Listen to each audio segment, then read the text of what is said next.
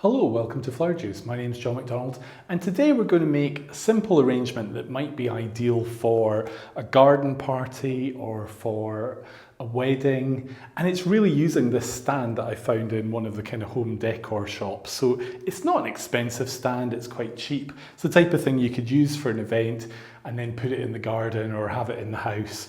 You could even use it later for using with artificial flowers just to create something that's long lasting.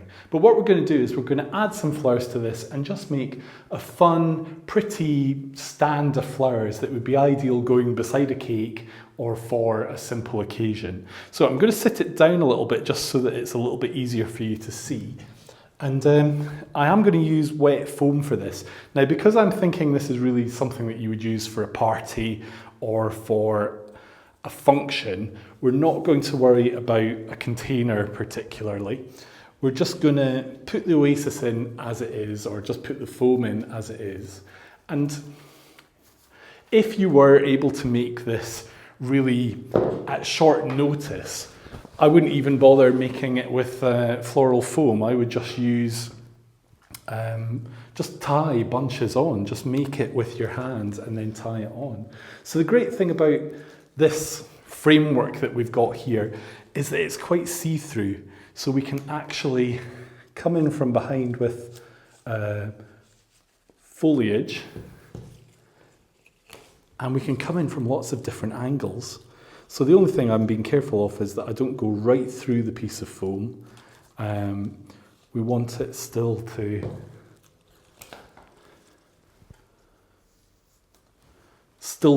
have the stem within the actual water source. So that is important. So the first thing I'm doing is I'm just going to create a little bit of foliage to set the tone, basically. So I've got some beautiful ivy. And you really can't go wrong with ivy. I'm quite lucky because I've actually got a whole wall of really nice growth on the ivy just behind the garage. So that's a good resource to have. But it's amazing how you tend to see ivy and materials that are quite useful dotted around. So it's worth keeping an eye out for them. And to be honest, if you've got somewhere to put it, just taking one or two cuttings, it's the easiest thing to grow. It's one of those things where you have to actually really keep it under control. So this first foliage I put in was a little bit of forsythia, which I've just got in the garden, and it's really nice just as a kind of base foliage. The ivy is just going to give us a little bit of a line, a little bit of movement. Give it a little bit of a wedding-y feel. Not that this necessarily has to be for a wedding, but it could be for like a christening or some sort of party. But what I'm doing there is I'm just really creating two placements that we can have for our flowers. And one of the things about this is that we've actually got space. So there's the space in the actual frame, there's the space in the actual middle, and that's what's quite interesting about this frame. So a couple little hosta leaves, which I love. And I've even got a little bit of conifer. Now, conifer is not something that people would necessarily go for, but this one really does look very light and feathery. And I think it gives a nice contrast with our other material. And it's actually having a range of materials, a range of contrast that will make things look more natural, which is important. So, flower-wise, I've got some lovely little gerberas. I've got some lavender, some eryngium, and a couple of geranium heads, and one beautiful rose, which it's so hot here at the moment. We've actually got a bit of a heat wave. So all the roses have really suffered, which is a real shame. But I'm not going to complain about hot weather. It's actually quite nice for once. So we'll make a real feature of that rose. And because we've got a rose here, I need to really bring a couple of buds up the top on this side as well. So just look at your materials, look at the lines of the stems and how they sit and how best to place them. Now, let me just have a little look. Our main thing now is really to look at the gerberas. And these are really easy to place.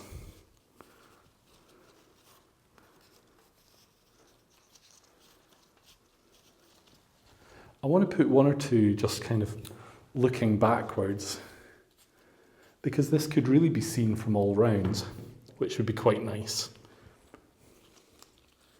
And it's a bit like what I just said about the foliage, is having things moving in a range of different ways, showing different aspects. That will make the design look more natural. And these little germinis are super cute. And actually this strong punchy colour is just perfect.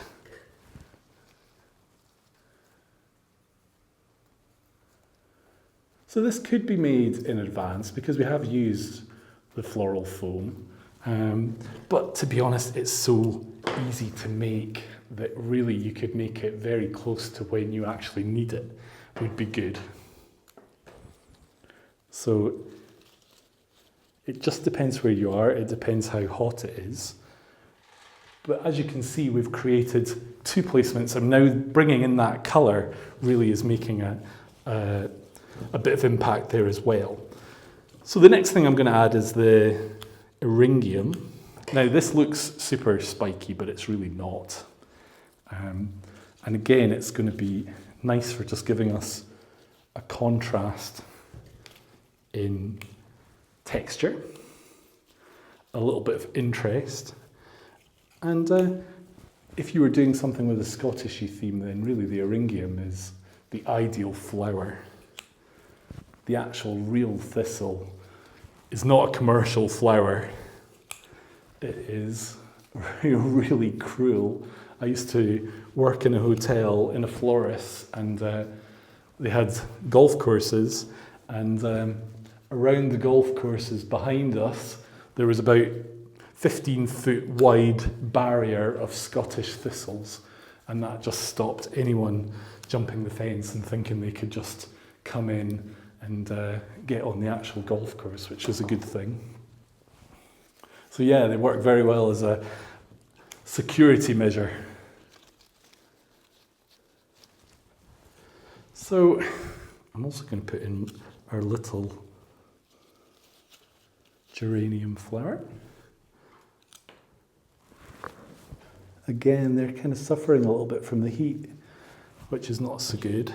And another thing I've got here is I've got a few pieces of sage, so a few little herby bits.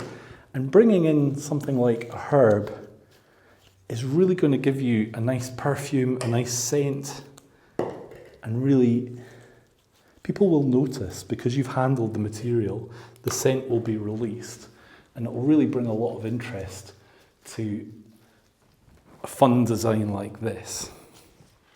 So let's just have a little look. Really now, our thing is to add a little bit of light colour over to here. So I've got one or two little Sweet Williams, which we're still hanging on. And that's just going to bring in a lighter colour. And then we can just put in our lavender. So again, we've got the scent of the sage, but we're going to have the scent of the lavender. The best way to handle this is just to bring one or two stems together and make like a little bunch, and then just put that little bunch in.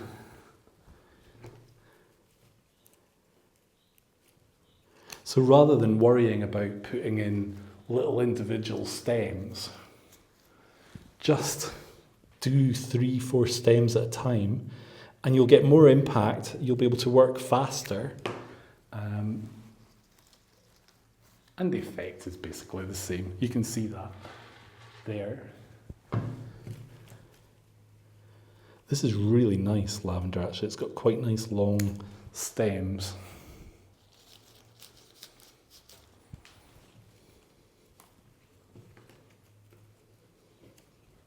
And we're just going to work that in through both placements, just to take that colour through and use that colour as like a unifying colour through the whole thing.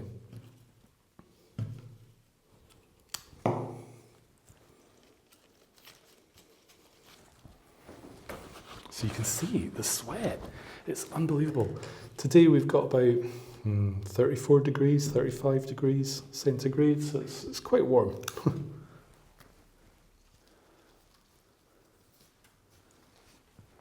That little bud.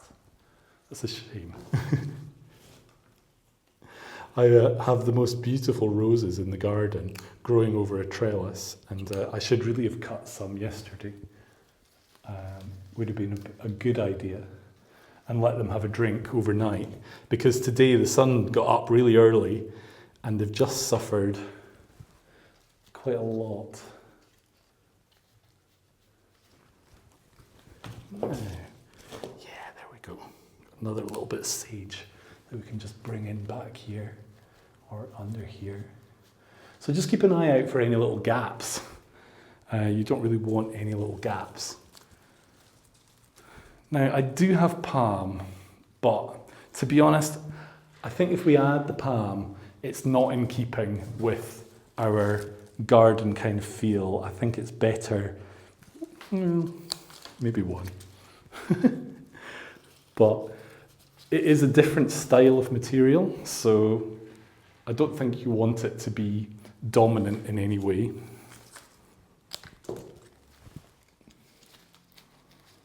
We can add even like a couple of little bits like that. Now, I do have little bits of lavender left. We're essentially finished on the front of the design, but what you can do is if you've got little bits left and there's still room to the back, then just keep working it in. Make sure there's no gaps. This would really depends where you're going to put it. If you're going to put it against the wall, no one's going to see behind, then the only advantage of adding these behind is it's going to bring a beautiful perfume, or it's going to increase the perfume. But if people are walking all around this, then you need to keep that in mind and keep turning your design so that you can make sure there's no gaps, there's no obvious things. So like this is the back here. We could put in a few more flowers here and this would work as an all-round design. But essentially, that is all we need. Just a few flowers, not a lot of flowers, and we can create an interesting design